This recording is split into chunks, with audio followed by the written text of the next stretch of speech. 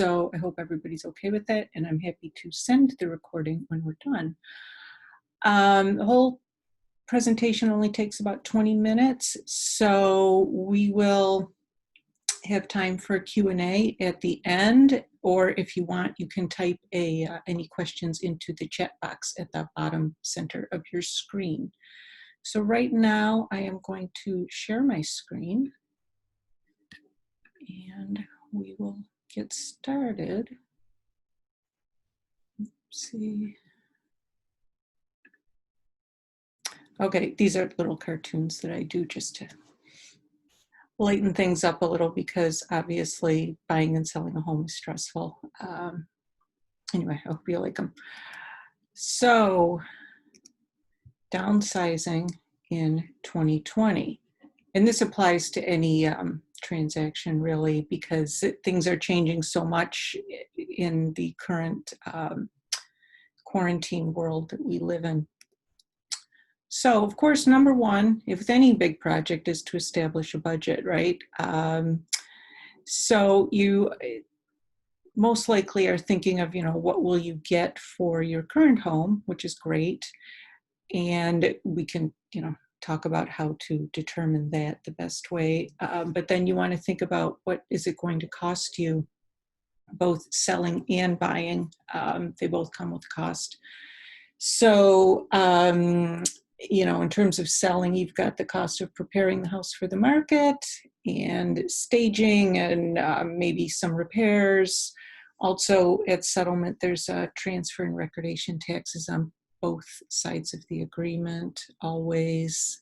If you're moving into a condo, there may be an initiation fund or a move-in fee that varies across the board. You may also have some professional expenses, such as lawyer fees or accountants, or of course your realtor has to make a living too. And then you may be subject to some withholding taxes. FERPTA, Maryland has a withholding tax, and also capital gains, but those are very specific and limited items. So if you think you are at risk for that, we can discuss that offline privately. Of course, you would establish a budget for your new place too, thinking of not just your down payment, but the monthly fees, if that is a thing, your mortgage payment, and then whatever you're going to set aside for regular maintenance. Also, a word on this: if you were thinking of doing a cash transaction, it might be worth talking to a lender, just because the rates are so incredibly low right now. It's always good to explore all options, right? Okay, so picture your new place. So we've all spent so much time at home lately that I think we all know very, very clearly where our current space is lacking and what will work best for us in a new place.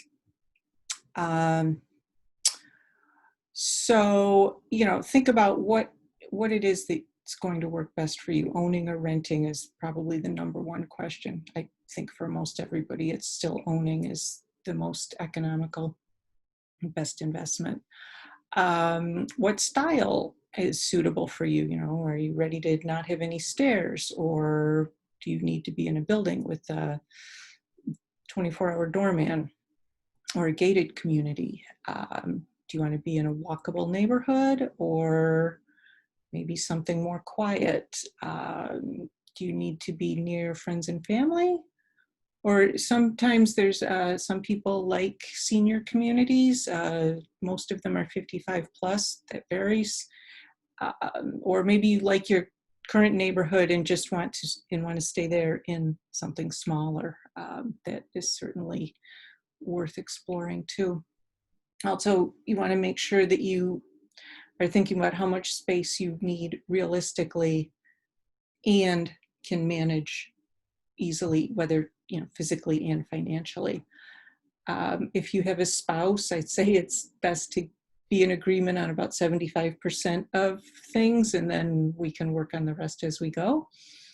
If you think about what your lifestyle will be going forward. Will you be working from home, or will you have a lot of guests and entertainment, or will you be doing some traveling? If you'll be traveling, which think we all would like to be traveling now, you maybe want a place with a 24-hour doorman and some extra security. So just make your list and think about all that before you start looking. And then you need to reduce the amount of stuff in your house. I mean, this, I can't say it enough. This is such a challenge for so many of us, especially if you've been in your place for 20 plus years. I'm sure some of you have heard of Marie Kondo. Her strategy, or her way of thinking, is that you thank the item for being part of your life, and then you let it go. And so this can work for a lot of people, just to make it a little less stressful and more of a peaceful process. You can also recruit help from family members, although I would be careful here and really think about who you are asking to help and how they feel about things. I'll give you an example. I have a sister who is very sentimental about all kinds of pictures and furniture and all kinds of things. And when our mom and dad sold the house that we grew up in, it was a big deal for her. And, so you just want to be aware of that kind of feeling. Another book that was just recommended to me is Decluttering at the Speed of Life by Dana K. White. This is a good one too, to maybe help you get in the mindset. And then another thing you can do is to hire a professional to help. And this comes in 3 tiers of service. So there are those that just come and take away whatever you tell them to take. That's pretty basic. Then there's a second tier where they will haul away whatever you tell them, but they will donate the things that make sense to be donated. They'll recycle whatever can be, and then whatever's left goes to the landfill. So it's a little more environmentally friendly. And then the third tier is, these are professional move managers that will come to your home and work with you to sort through everything and advise on what can be sold and how much you could expect to get for it, as well as determining what is suitable to be recycled or donated and then or thrown out. And then as a bonus too, or as an add-on, they can also work with you to set up your new place and make sure it's homey and just the way you like it. So they're not interior designers. They're more just working with you to make it what you want. I have another sister who's in this business, and unfortunately she lives in the Midwest, so we can't partner on any projects here. I sure wish we could. Anyway, the bottom line on this is, we start where we start. It's a big job, but you just break it into manageable chunks, and you might just pick one drawer to focus on today, and then the next day it could be one shelf or one closet. And as you get going, you'll get into a rhythm, and you'll be happy that it's done once you get going. Then you got to prepare to sell the house. This is, of course, you want to present the house in its best light, of course. So one thing I advise all of my sellers to do is to apply for our Compass Concierge program. This is great because it basically, the short description is, you get funds up front that you can use to do repairs, do cosmetic improvements, landscaping, whatever the house needs. And then you reimburse Compass at closing. There's no markup or interest. And I think the best part of this, especially in our quarantine world, is that you get to pick the vendors. It's entirely up to you who does the work, and that way you have a little more control over who's in your house. And you can also even do the work yourself and use the funds to pay for the materials, say, or if you have to rent equipment. So this is a really great thing. I highly encourage everybody to use it. Another thing that I think is really important when you're in a sell then buy situation is to hire a home inspector right off the bat. So you would have the inspector come in and do a top to bottom inspection of your home as if he were working for a buyer. He will then give you a report, and it's up to you, of course, what you will fix and what you won't. But keep in mind, anything you do not fix, you need to disclose to potential buyers. In any case, it avoids surprises once you're under contract and in that inspection period, which is the last thing you want, because then you're in a time crunch and tensions can be high, and you don't want the deal to go south because of something that could have been addressed ahead of time. And then the minimum that every home needs, I don't care who you are, you need deep cleaning, paint, landscaping, and staging. And it might be minimal depending on the condition of the home, but for sure we need to do those things. And then professional photos and videos are more important than ever nowadays, because almost everybody is searching solely online at this point and only going to look at properties at the 11th hour in person. So that is something that I cover with all of my listings. I pay for it, I arrange for it, I make sure it all looks really, really good and professional. And I give all my sellers a checklist for showings. That's a daily checklist to just make sure that everything is the way it needs to be to sell the house quickly to any lookers that do come. And of course, setting the right price is of utmost importance. This is something I work with you to determine the right sale price, but in the end, it's always the seller's decision, 100%, what the list price will be. Another thing that we do that is a really great benefit to sellers is it's when a request to see the house is made by a buyer's agent, the seller can directly receive that request and then approve or deny or suggest a new time according to their own schedule and wishes. So this takes a lot of the hassle out of it and make sure everybody knows what's happening in real time. And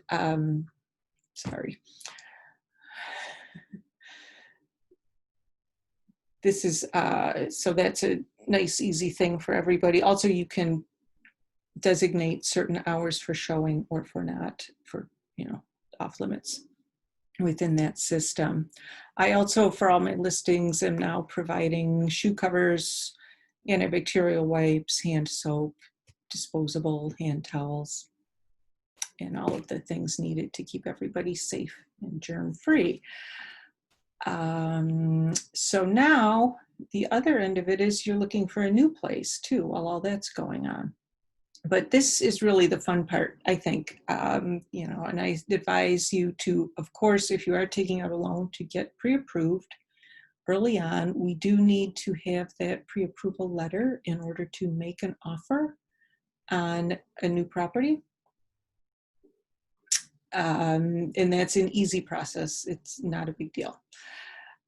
Then I advise you to browse properties online.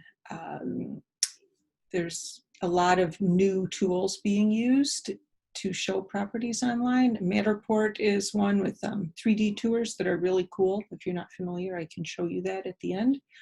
Also, FaceTime tours are something that I offer my buyers, which means I will go out to a property that you might be interested in and have you on FaceTime on my phone, and we can go through the whole place together and look at the areas that won't be on a listing tour, such as under the sink or around the foundation, the things like that.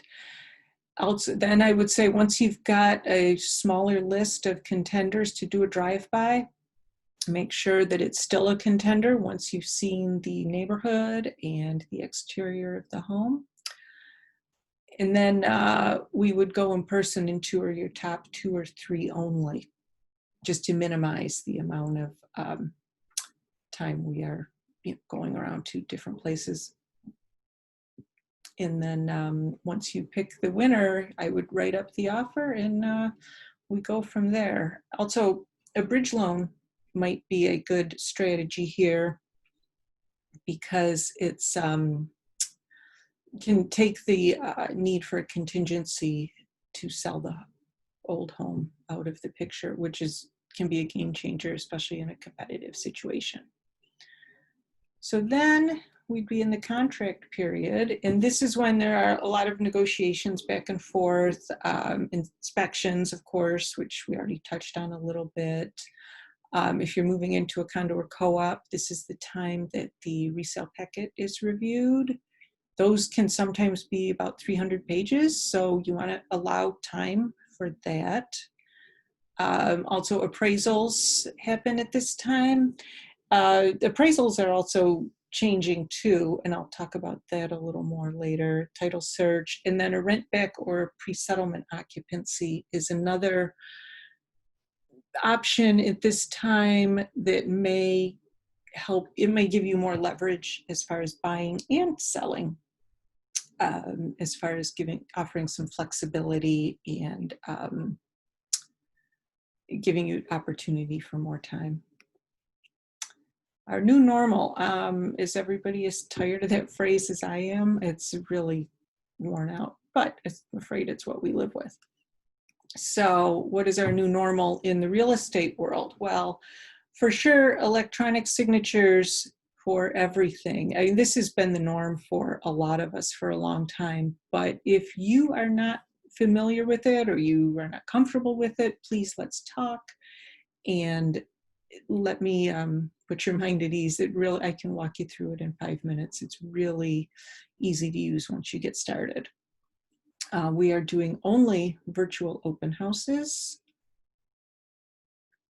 This is for everybody's safety, and it's something that we are learning as we go along. There's a lot of different ways to do it, so that's something that we will keep an eye on. Live and recorded video tours I talked about already, and these will become more and more the norm, and they get better and better every week. I see them improving across the board. Inspections are a little different. Now what happens is the inspector goes into the home by himself and the buyer waits outside. And when the inspector's all done, he'll come and share his report outdoors or email it if you're not there. So this, I really hope is not going to continue. I think the inspection is such a crucial thing for buyers to really understand all the mechanical systems in the home, and it's the chance to ask questions about what is that thing and how does that work. So hopefully this doesn't last. Appraisals are being done as drive-bys now, in that the appraiser looks at the online listing, drives by the outside of the house and uses comps from online, and that's how they arrive at their price. So far, they seem to be working. We'll see as time goes on. Also, it's settlement. This makes me sad. This one, only the signers attend settlements now. So buyers and sellers are not at the table together, and agents are not even supposed to be there. I did attend a settlement yesterday, and that I was glad to be there. But for the most part, they don't even want us in the room. So it's really just the settlement attorney and the people that need to sign, and that's it. I witnessed a drive-up settlement too last week. That was really something. The buyers stayed in their car and the attorney came outside and they never left the car. So that's a new one. And e-notarization is also a newish thing. It's been legal in Virginia for a couple of years now, although not heavily used. And it's just now becoming acceptable in Maryland and DC. This is, once it's completely figured out and off the ground and, running smoothly, we may see completely online settlements, which is another thing I really hope we don't get to, just because, it's nice to be together and celebrate the end of such a long, stressful process. So, and also the technology on all of this is evolving so quickly, and it's ramped up even more now that we are in this lockdown. So it's interesting to see how it goes, and I can't wait to see what's next. So I'm going to put it to questions now. I will stop the screen share and can take any questions that you have.